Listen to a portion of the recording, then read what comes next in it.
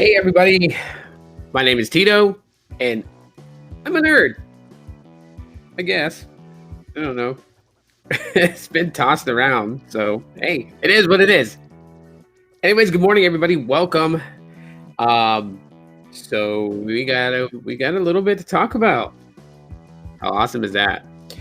Um, so in launching of a new season of live streams, live podcasts, whatever it may be, figured kick started off with why Google is for me. But before I get into that, I do want to talk a little bit about my past week. That past week has been great. It has been re-energizing, recharging, and just refocusing of the mind. I tend to want to do that every now and then just to kind of get myself into a better space and a better mindset.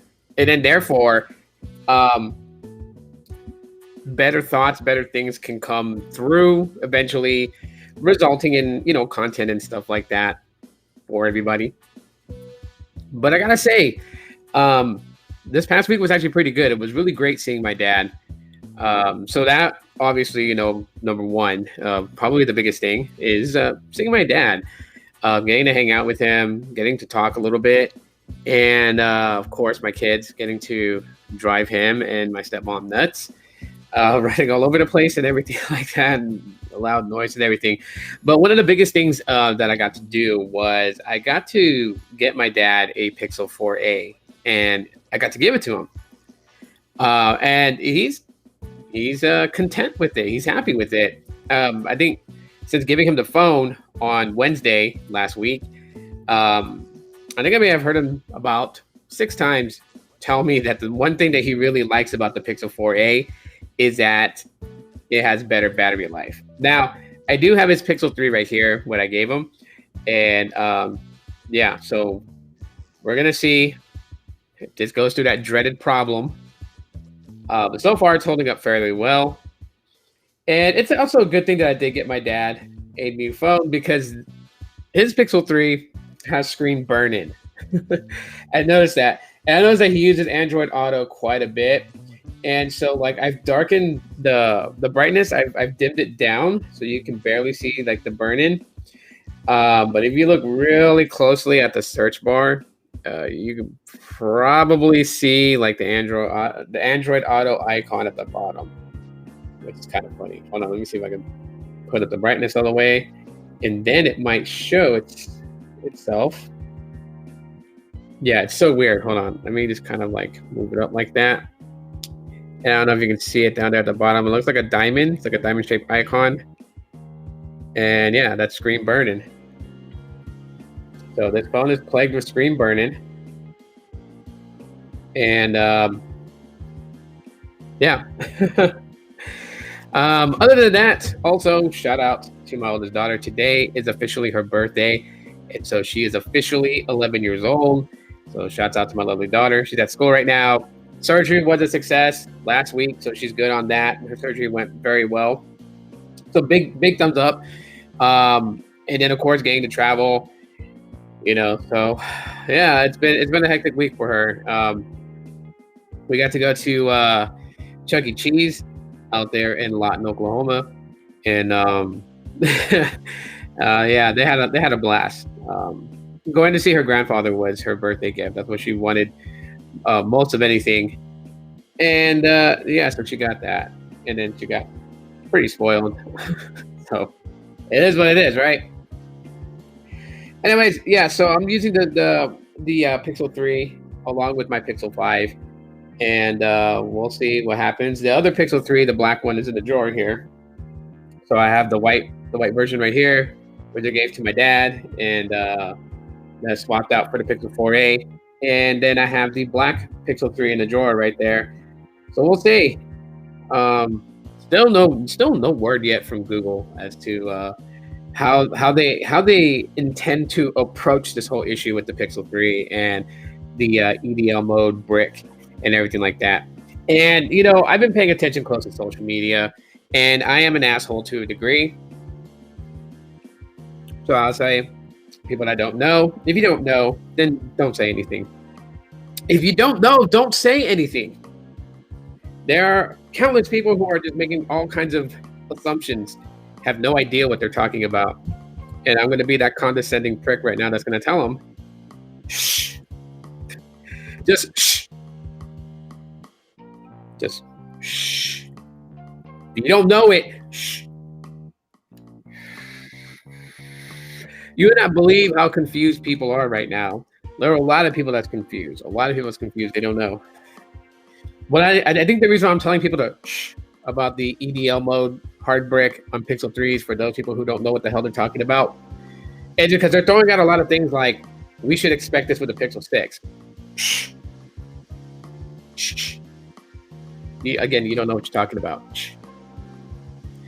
You know, putting a panic and a stare on people about the Pixel 6 and the 6 Pro, it's pretty ridiculous to go and go that far. And I say that in the best intentions.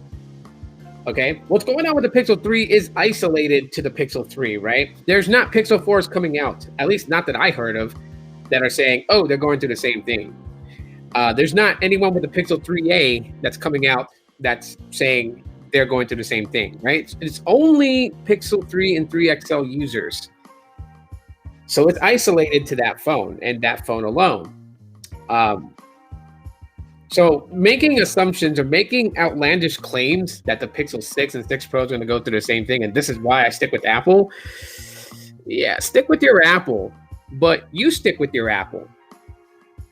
I don't know what people gain from trying to sway minds to go this way. Like if you like Apple, then like Apple. It doesn't mean that everybody else that you associate with has to have Apple. I mean, in a way, you kind of do, which is the reason why that the title of this live stream, this podcast, is why Google is for me and why it is for me. Why do I like Google? Right? I don't think I ever really went in depth as to why I like Google. But I'll tell you one major thing that keeps me to the big G company.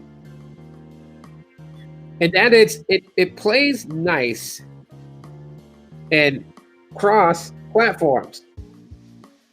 It plays nice and cross platforms. You can find Google services obviously on Android, but you can find Google services also on iOS. And there's not anything critically done to the iOS counterpart from the Android counterpart, right? As a matter of fact, there was even a time where a lot of us was criticizing the big G company because a lot of its Google applications seemed to just be more polished and serve better on iOS than it did on Android. And that was like the big laugh, I guess you could say, like the biggest laugh that you can do, right? Like your own product works better on your opponent's software than on your own. That was probably one of the biggest things that I will always laugh about that. But it goes to show you that Google plays well when it cross platforms. Cross platforms is always going to be the biggest thing, and the reason why that I look at Google and I say, hey, you know what? Like, this is for me. Because I know that if I was to stray away from Android and go somewhere else, the services that I use, like Gmail, like Chrome browser, unless I want to be like really incognito, then I use DuckDuckGo. But Chrome browser, Duo, Google Keep, which is their note-taking app, YouTube Studios, right? A lot of these apps and services that I use on Google, I know that if I was to like go in on iOS, these things will go over there and these things will work. Okay. Now, obviously, I don't have to say the reason why that I'm a big Pixel fan, and obviously that's just because it's Google Pixel. That's all I need to say about that. It's Google Pixel. What more do I need to say? And I just launched the Assistant. Yeah, okay. I don't know if that was fed. I think I heard it through the headphones here, but I don't think that's fed through the mic. But, I mean, Google has a problem. We know this, right? A lot of apps and services, a lot of Google services ended up getting killed off. It goes to the Google graveyard. And the Google graveyard is quite large. I believe it's like at 151 things. Hold on, let's Let's open it.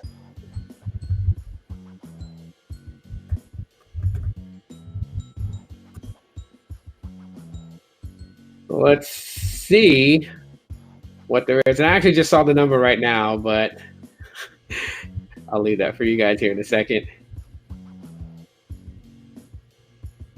No, I don't want to subscribe. All right. Are y'all ready for this?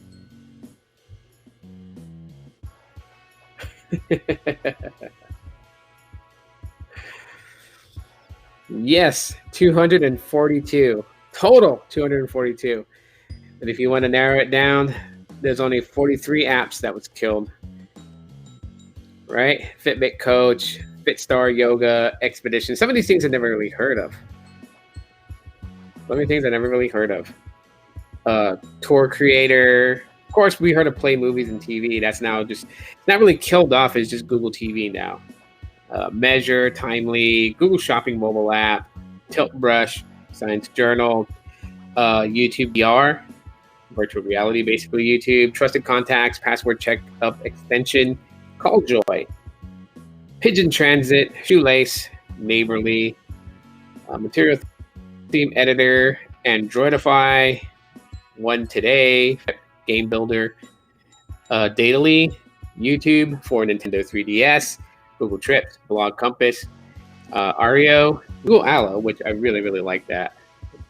Still sucks that they killed it. Google News and Weather, Reply, Google Play Newsstand, Gesture Search, Pix8, Together, My Tracks, Uweave, Timeful, Word Lens, Quick Office, Bump, Google Currents, Google Listen, and Sparrow.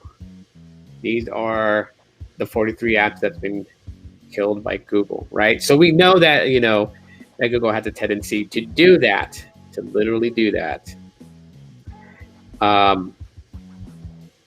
Sad case scenario is that it still doesn't get me straight away from Google because their services play well cross-platform.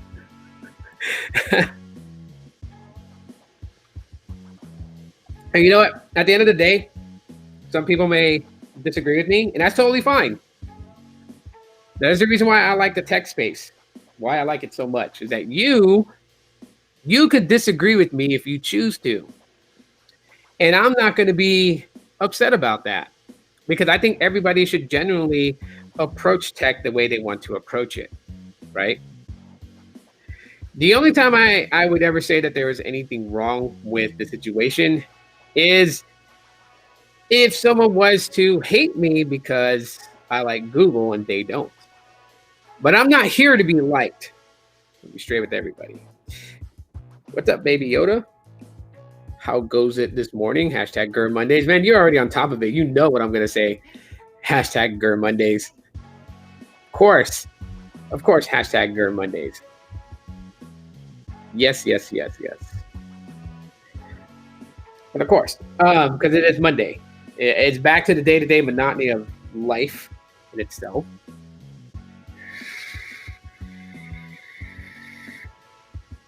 But anyways, yeah, that's the reason why I like Google. That is the number one reason why I like Google so much. Is that a lot of its services is cross-platform compatible. They don't keep everything locked down, and they don't use a lot of things to try to force you to stay within their apps and services and their ecosystem.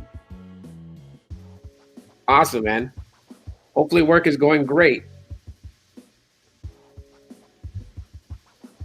That is the major that's the major thing, right? Like, okay, some people who are Apple fans are not going to like this. Oh well. But Apple uses things and corners certain services so you can't go anywhere really, or at least they make you feel like you can't go anywhere, right?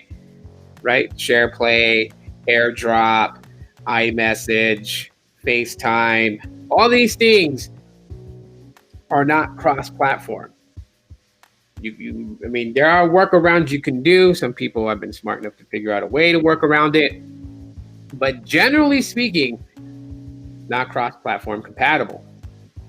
Because these are the things that Apple uses to keep you locked in. right?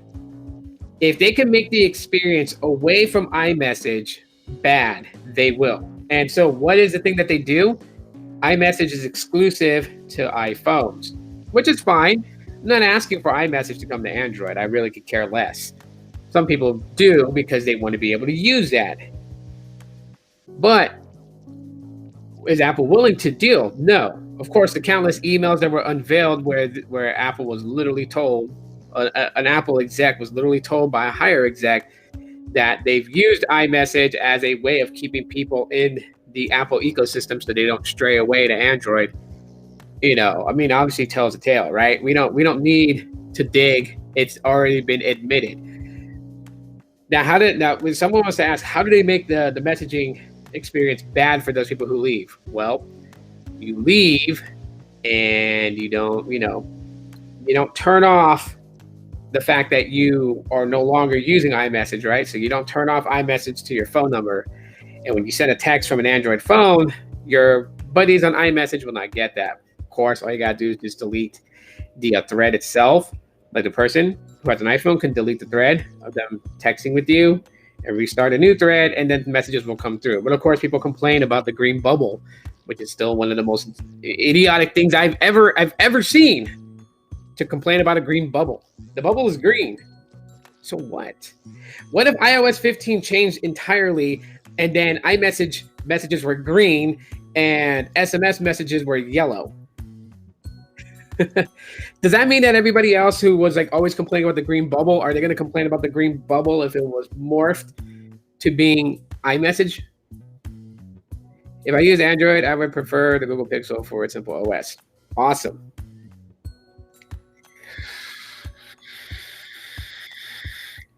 I mean, that's the thing. But that keeps you locked in, right? Well, let's take something else like AirDrop, right? Easily transferable files transfer from one to another is simplistic, easy to use, just drops right in, right? Like if this was a MacBook that I had right here and this was an iPhone, AirDrop, bam, file on MacBook, right? These are certain tool things that Apple does to keep you locked into their eco, to locked into their services and things like that. Google doesn't play that underhanded trick, right? And I'm not here to say that if you are locked into Apple's ecosystem that there's anything wrong with you. Like, no, because some people prefer Apple anyways, and that's entirely up to the person. It's just high school drama. It is. It very so much. Yeah, I'm gonna leave this comment up for a little bit. It very much so is like high school drama stuff. But believe it or not, there are people who are like that. I know people older than me who will not answer you if your bubble comes in green on their iPhone. They just won't. So you know what I do? I hit them on Facebook Messenger. Because Facebook Messenger knows no colors and knows no bounds.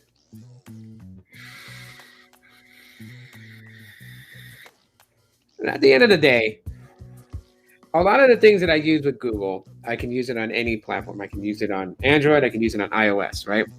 I can even use it on Windows. I can use it on whatever I choose to use. And so since it's equipped for me to use on just about any platform, and it's not hindered on any other platform outside of Android, it is the reason why I like Google. Right? I don't care too much for their other practices. You know, people will be like, I don't like Google because they're nosy and they look through your photos. You know what? Like everyone looks through your photos. Facebook looks through your photos. Twitter looks through your photos, right? So that's not even a point to even argue about. There's no argument there. There's no ground to stand on. You know, people will be like, well, they spy on you to build an enriched, ad experience for you. I got a trick to avoid all that, right? Anyone who's going to sit there and stand on the ground and say, I don't like Google because they watch my searches and then build an ad experience for me. You want to know what I do to get around that, what the workaround is for that? Okay, there's several workarounds, right? You can go with the most obvious one, which is don't use Chrome, use DuckDuckGo, which is a more private browser. But if you want to use Chrome and stuff like that, how do you get around it? Well, You just don't pay attention to the ads. I can tell you how many times that, I pull up Google News feed and there's ads, but I'm not sitting there focused on the ads. I'm not focused on the ad right there. I'm focused on the article that I'm reading, focused what's underneath it or above it. And I can simply just scroll past it.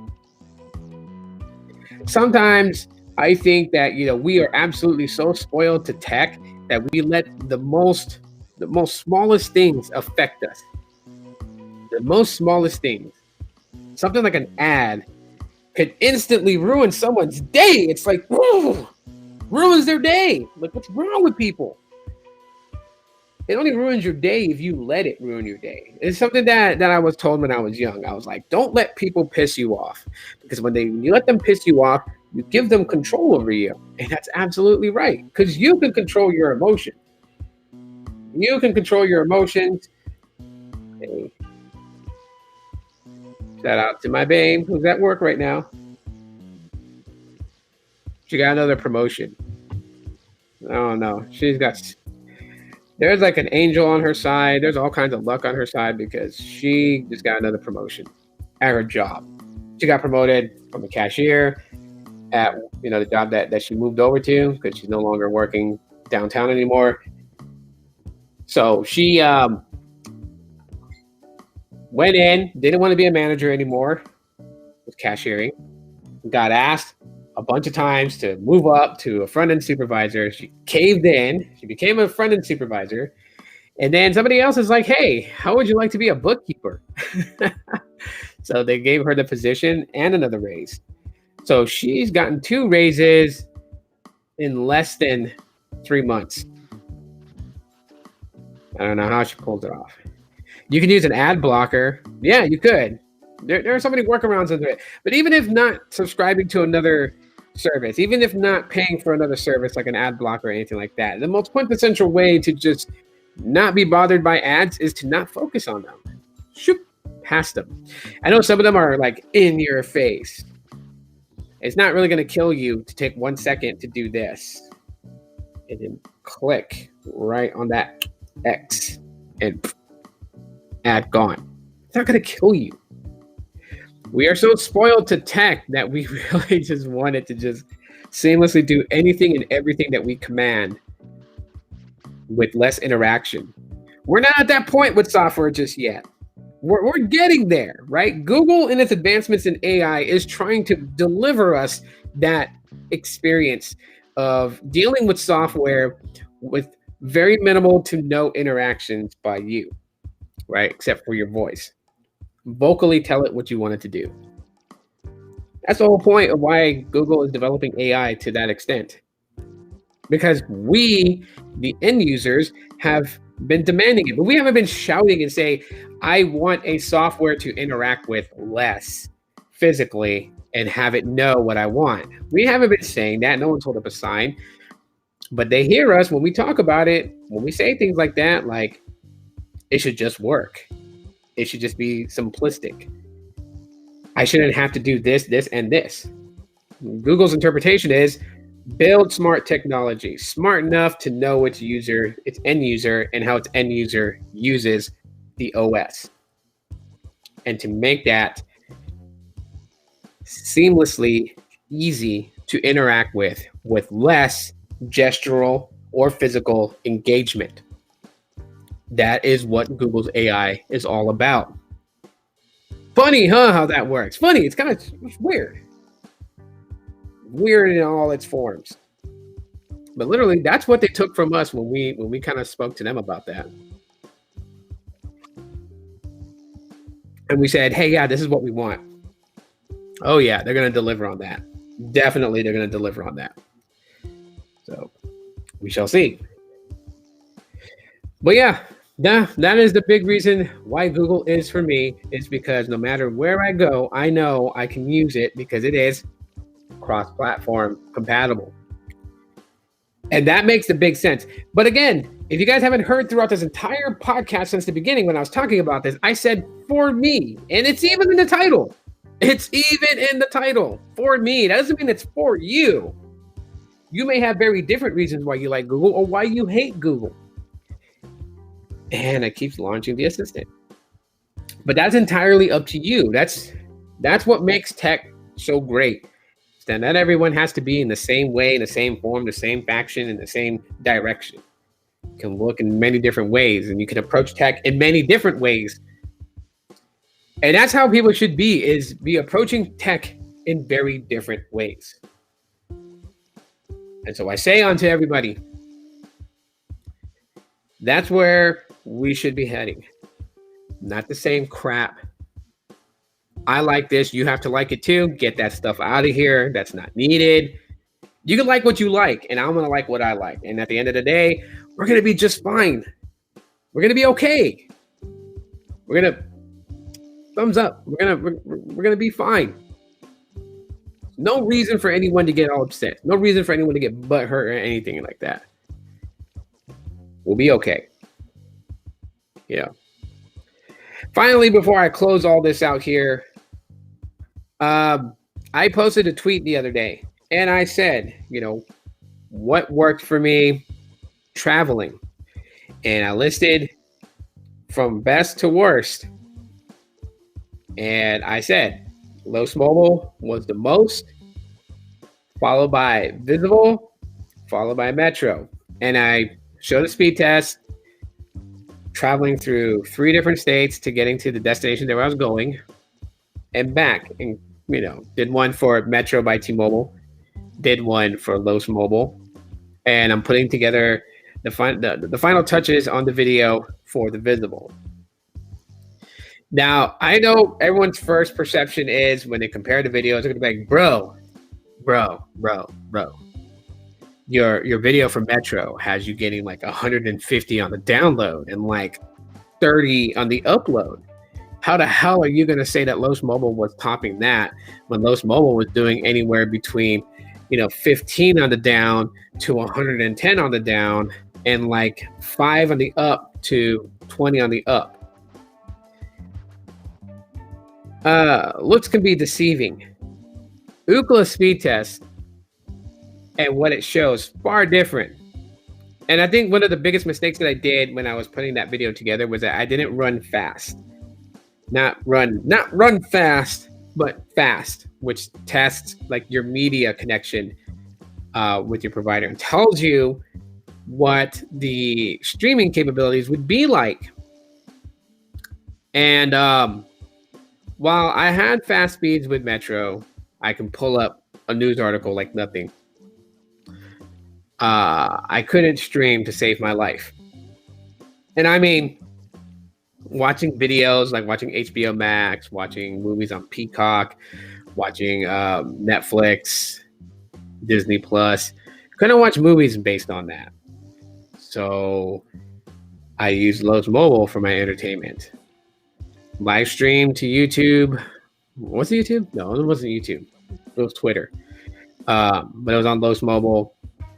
Used it, and it's still on my Pixel 5.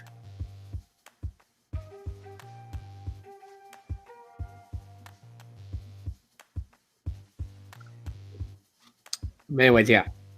So on my Pixel 5, Visible and the Pixel 3, Metro by T-Mobile, canceling that line of service in 3 days. In 3 days, the Metro line's gone. Now, one would be like, well, you were getting a subscription to Google One. Well, you know what? I'll just pay $3 a month for the 200 gigs version. And that's $3 a month versus $50 a month, right? So I'm saving $47. And just stick with Visible and Los Mobile. Visible being my backup line, Los being my primary line. Because the Los Mobile powered by the Death Star is in fact my primary line. So, but anyways, everyone, thank you so much for listening in on this really odd and strange. I know my attitude is completely, like, it's not completely different, but it is slightly different from how I've done stuff before, and it will continue to be that way. Because again, I don't care if you like me or you don't like me. That's your prerogative. But I'm here to do what I love to do, and that's talk tech. And we just did that now. Thanks so much for watching, listening in. on the podcast. Appreciate y'all for being here. And I'll see you guys again tomorrow with another one. Some videos dropping later on this week. So that's always going to be great. More videos coming your way. Thank you guys so much. Take it easy. Be cool. Be safe. Love you guys very much. As always, aloha. And adios and goodbye. Peace.